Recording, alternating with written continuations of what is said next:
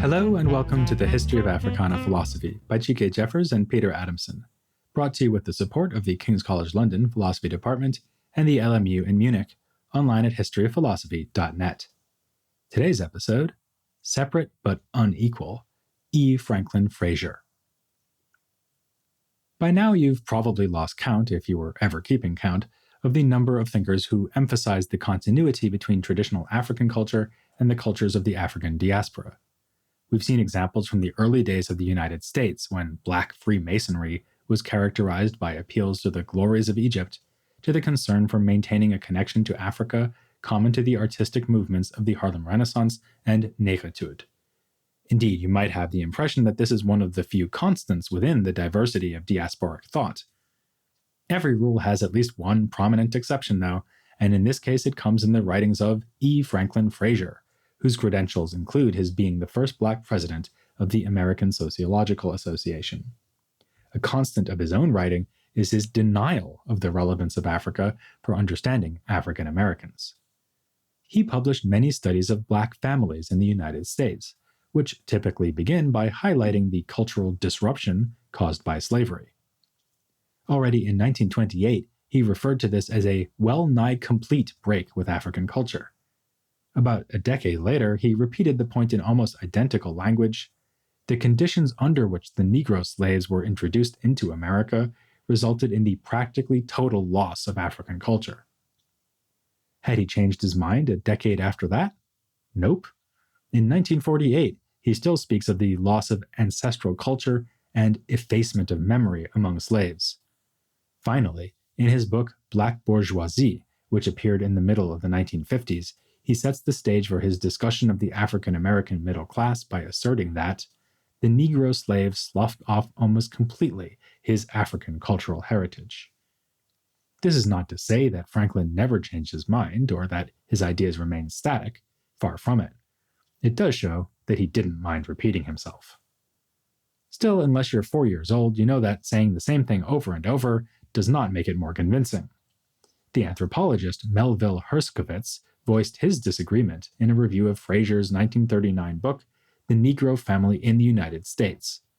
There, Frazier had written, "In spite of the efforts of those who would have him dig up his African past, the Negro is a stranger to African culture." Herskovits instead celebrated the fact that, as he put it, the Negro is a man with a past, and a reputable past. At a political level, Herskovits believed that promoting this idea could undermine race prejudice, and at the level of social science, he believed that cultural norms are more stable than Frazier wished to admit. Frazier would have said that this underestimated the uniquely disruptive nature of enslavement and transport to North America.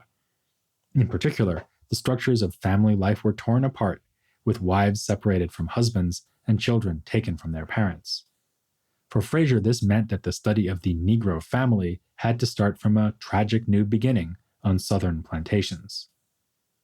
There's a certain irony here, given that Herskovits was a white man from Ohio, whereas Frazier traced his descendants to the Igbo people and could even remember his grandmother speaking a few Igbo words.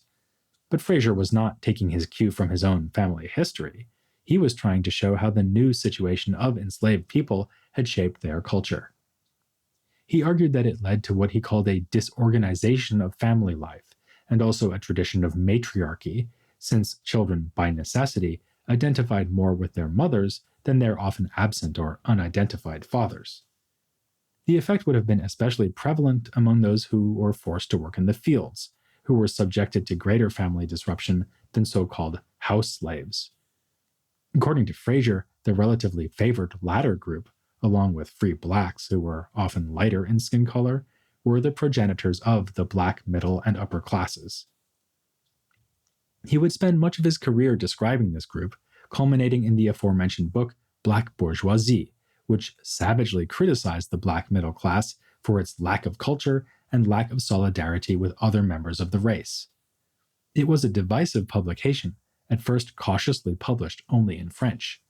This was in 1955, the year Présence Africaine published Aimé Césaire's Discourse on Colonialism, another work of Africana thought in French, calculated to make people squirm. In the preface of the subsequent English edition of Black Bourgeoisie, Frazier notes with evident pride that working-class Negroes stopped him in the street to shake his hand for writing it, whereas well-to-do African Americans were furious, with one saying it would set the Negro race back 50 years. Frazier was no stranger to causing controversy. Decades earlier, he made a name for himself by publishing an article called The Pathology of Race Prejudice, in which he compared racism to a mental disorder. White Southerners could not think rationally about Black people suffering as they did from a Negro complex. This provocative piece got Frazier chased out of Atlanta, where he was living at the time, in 1927. He wound up in Chicago, where he studied sociology under Robert Park, a pioneer in the field of race studies, whose approach informed Frazier's own work, which he did while working at Fisk University in Nashville and then Howard University in Washington, D.C. Howard is where he had studied as a young man, and his professors there included Alain Locke. Frazier also spent some time teaching math at Tuskegee, where he bridled against what he saw as the anti-intellectual tendencies instilled there by Booker T. Washington. He would later claim that he was forbidden to carry books around on campus, lest anyone get the wrong idea, and tell of how he kept a bale of hay in his room to prove his commitment to the Tuskegee ethos of honest, simple work. When his students asked him what it was for, he replied, "For asses to eat." Once he found his vocation as a sociologist, Frazier placed great emphasis on the complex interaction of economics and culture. The sifting of Black America into distinct classes was a prime example. This was clearly a case of economic stratification, a tendency that increased with the migration of Black people to northern cities. Frazier distinguished geographical zones within urban areas where African Americans lived, corresponding to socioeconomic classes. He argued that the origins of the stratification could be traced to the days of slavery, with the way that those house slaves on plantations had absorbed the manners and attitudes of their masters and the preference for lighter skin. Frazier points out that although free mulattoes were not white, they could thank God that they were not Black. He argued that segregation had turned the Black community into a self-contained miniature version of America as a whole, separate but unequal. In his study of the socioeconomic stratification of Harlem, he concluded, "Where a racial or cultural group is stringently segregated and carries on a more or less independent community life, such local communities may develop the same pattern of zones as the larger urban community. But if Black society reflected American society as a whole, it did so in the manner of a funhouse mirror, or as Frazier himself put it, a prism. American values were refracted and distorted under the warping influence of segregation." He remarked that the very existence of a separate Negro community with its own institutions within the heart of the American society is indicative of its quasi-pathological character. The isolation of the Black community kept its working-class members from finding common cause with white workers, which would be in their mutual economic interest. But the problem was not merely the brute fact of separateness. Frazier lamented pathological tendencies among the working-class folk whom he often designated as the Negro masses.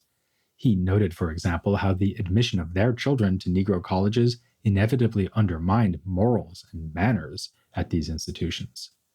In the cities, too, segregation made it impossible for the higher socioeconomic class to move away, quite literally, from undesirable persons, causing pernicious influence even among the wealthy.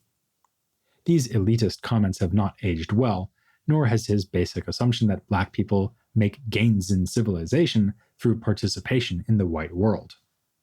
Yet there was a lasting contribution made in that same book, or rather in Frazier's career-long criticism of middle-class Black society and its failure to contribute to racial uplift. Here, his point was fundamentally anti-elitist, as he charged Black professionals with abandoning the less fortunate members of their race. Early in his career, he saw them in terms of the classical Marxist notion of a bourgeoisie, as would-be industrialists, and you can see how his experiences with the economic aspirations of Tuskegee might have encouraged that thought. But soon enough, he came to realize that the black middle class were properly recognized as white-collar workers and small business owners. They rejected the traditional culture of the black masses formed on the plantation and bound strongly to religion. Inevitably, Frazier mentions the Negro spiritual as a typical expression of this traditional worldview. Instead, the black bourgeoisie adopted the goals and values of white America, forming a powerful commitment to capitalism and even an aesthetic preference for white racial features. Anticipating a famous part of the autobiography of Malcolm X, Frazier mocks the way that publications aimed at the black middle class are full of advertisements for products to straighten hair and lighten skin. Instead of showing real solidarity, the middle-class Negro pretends that he is proud of being a Negro while rejecting everything that identifies him with Negroes. Frazier goes so far as to say that middle-class blacks display the mark of oppression more than the lower-class Negro, who found a shelter from the contempt of the white world in his traditional religion, his songs, and in his freedom from a gnawing desire to be recognized and accepted. To which you might say, what's so awful about wanting to be recognized and accepted? Wasn't this precisely the goal of integration? Frazier's answer here is nuanced. For starters, he distinguishes different ways that African Americans might try to merge with white America: amalgamation, acculturation, and assimilation. Amalgamation would be simple race mixing through reproduction. Acculturation is what it sounds like, adopting cultural values from whites, which, as we've seen, he takes to be characteristic of the black bourgeoisie. True assimilation would go further by eliding all racial differences. Black people would, as Frazier put it, no longer think of themselves as Negroes first and only secondarily as Americans. But none of these captured Frazier's hopes for the black community.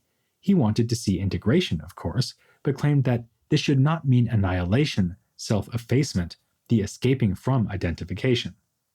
So this is a have-your-cake-and-eat-it view. Frazier wanted black Americans to benefit economically from integrating with wider American society, while retaining and taking pride in what was distinctive to them as a group. Furthermore, the desperate attempts of the black middle class to enter the world of their white peers ignored a fundamental fact, namely that white people did not see them as peers.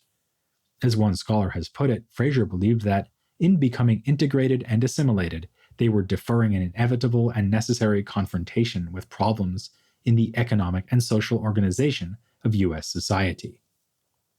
The barriers of racism and segregation meant that black people were simply not going to be able to compete on equal terms. Frazier deconstructs what he calls the myth of Negro business, arguing that black-owned businesses exist solely to cater to black people whom white people refuse to serve. Black-owned banks, too, are in a hopeless situation, since they are confined to making money off the relatively small-scale trade that exists in the parallel black economy. The middle class have ignored all this in their enthusiasm for the idea of capitalist enterprise. In their struggle to attain American middle-class ideals, they gave the impression of being super-Americans. The black bourgeoisie, then, lives in a world of make-believe, clinging to the values of a white elite world into which they will never be welcomed.